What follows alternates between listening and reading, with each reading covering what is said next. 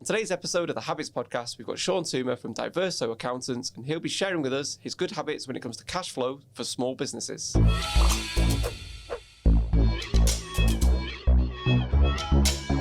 So first things first, Sean, what qualifies you to be our guest expert when it comes to cash flow for small businesses? So I'm an accountant. I've been an accountant for 10 years, running my own business with hundreds of small businesses over that time. I've seen people get cash flow drastically wrong, and I've seen people get it really, really right, usually with recurring income. So having done this for 10 years and dealing with hundreds of businesses, what are some of the bad habits you've seen that these businesses have got when it comes to cash flow? Yeah, okay, so the first bad habit is people looking at, not having enough cash, and they think the easy fix is going to be, let's sell more. Let's get more cash in. I need to sell more of my stuff, more of my services, or let's stop paying suppliers. Let's go from paying suppliers on time to let's stretch it to 30 days, 60 days. All you're going to do with that is piss people off. Holding on to your cash like that for longer isn't going to help. Or any other sort of weird strategy that they can come up with, like decreasing debtor days. So we're getting paid 90 days, let's decrease that to 60. Yeah, that helps, definitely. You get more cash in, but it's not going to fix the overall strategy altogether if your cash flow model is broken. Yeah, so it's not actually addressing the root problem, is it? Exactly, yeah. Bad habit number 2 would be thinking that your cash flow problems can be fixed by listening to some sort of guru. A lot of people online saying, I'll do this, do that, or using some sort of expensive software to fix how your cash flow. Again, it's not getting to the root of the problem. It's not fixing your overall cash flow model, how cash moves through your business. So thirdly, thinking that creating some sort of recurring income is a risky strategy because it usually involves being a bit disruptive, doing things a bit differently. So they shy away from creating a decent cash flow model that's always going to allow cash coming in all the time, almost no matter what you do. You're not always on the hunt for more work. They think that's a bit risky because not a lot of people are doing it. It's crazy that people would think that because a lot of the businesses that are booming nowadays and flourishing nowadays have got a sort of subscription-based model. So to me, that would be one of the first things I would look at. Well, I think it's marketing 101, just being different. Like if you think of hairdressers, for example, you go into hairdressers and you ask them the question, what makes you different? And they'll all say the same things. They'll say, we're really friendly. We'll give you a cup of coffee when you turn up.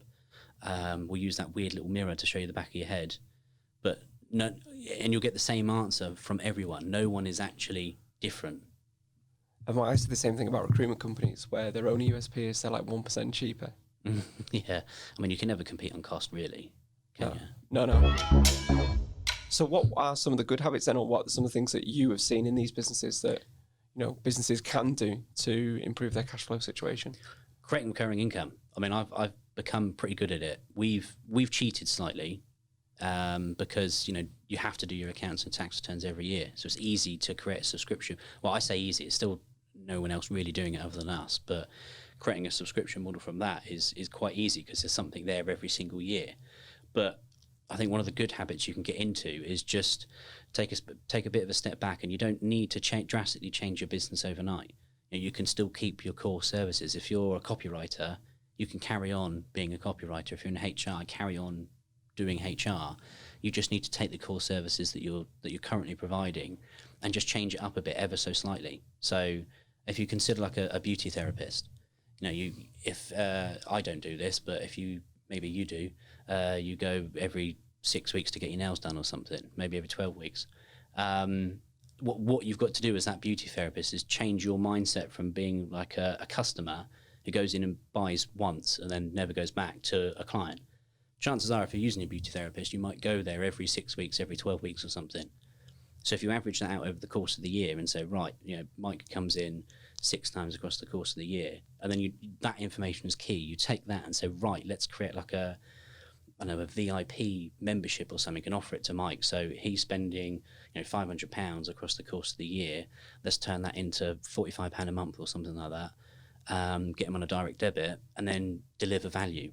So and then it's amazing what you can do with a business when you've got that guaranteed £45 a month coming in every single month. Yeah. Because everything, you can pinpoint everything. When you need a new member of staff, when you need to move premises, whatever it is, it's absolutely laser focused to doing that. So you never have an issue with cash flow again. And it's also as well, if you were thinking of selling your business, one of the things that businesses look for when looking to acquire a business, let's see your recurring revenue, cash flow. So my second good habit is don't be afraid to disrupt your industry a little bit, because it's good anyway to be disruptive. You know, you stick out, people remember you, and this is exactly the case with us. You know, we are disruptive in the accountancy field. You don't really get a lot of accountants that look, behave, sound, dress like we do, and it's true of what we're offering as well.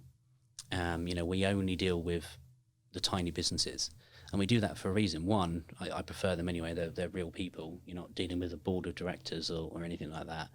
And two, that's what allows our model to work. That's why we can say we're a simple £99 a month subscription. You know, if the likes of Coca-Cola came to us and said, hey, Sean, I want you to be our accountant, I'd be pretty surprised by that. But number two, I'd have to say no, because it just wouldn't fit with our model. The only way our model works is because basically we do one thing and we just get really, really fucking good at doing that. Yeah. And that's, so back to the case of, let's say, a beauty therapist. You know, basically they want to design a service that is, right, okay, we're beauty therapists, but maybe we don't do nails anymore because it's not a recurring thing. People don't, I mean, I'm just coming up with silly examples here, but maybe that's not something that someone wants to come in for every 6 weeks. Yeah. But a massage, especially if they, I know they're a tree surgeon and it's quite physical work, they need to have a massage every now and again to allow their body to recover. That's something that they can get booked in and say, right, you know, every 2 weeks you're coming in for a massage, and boom, that's when they can start to build recurring income. Yeah, so my good habit number 3 is how, if you do create a recurring income model and get people signed up to like a monthly direct debit where you're providing a service, be it monthly, weekly, whatever, you're forced to give much, much better value. Like if you think of Netflix when it first started, you know, there was Netflix and Blockbuster. With Netflix, it was $7.99 a month. It doesn't matter whether you watch, you know, films 24 hours a day or you don't watch any film at all for the 30-day membership. What's going to happen is you're going to see that $7.99 going out your bank account, and you're going to look at that and think, what's that $7.99? Oh, yeah, it's Netflix. Am I getting value for that? Should I still keep paying that? You're always going to see that amount going out of your account each month. So no matter what service you're providing, you're forced to deliver value. You're forced to be better. So when the client sees that money going out, they're like, oh, $7.99. Oh, yeah, that's great. You know, I haven't watched it this month, but I know exactly what it does, and I've got plans to watch it next month or whatever. So you're forced to be better in business. You're forced to be awesome, I think. What I like about that is what we did in our old business, because we had a subscription-based model. It was like a learning platform. You logged on, didn't matter how many employees you had, you'd go on, similar to Netflix in a sense, and you would take which resources you wanted and then train your staff. It also means that you are reducing the number of unhappy clients, because if they know they can cancel at any time, number one, you're forced to work hard, give them value, give them new stuff that they find value in, number one.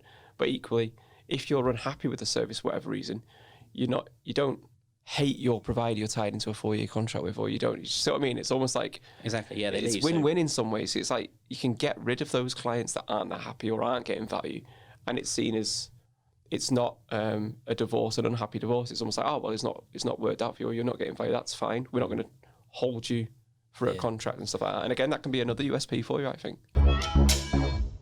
So say if I'm a small business now and I'm listening to you and I think, you know, recurring revenue is something that interests me, but I'd want to work with an accountant that sort of gets it, understands it, and could possibly almost soundboard some ideas off, where could we find you?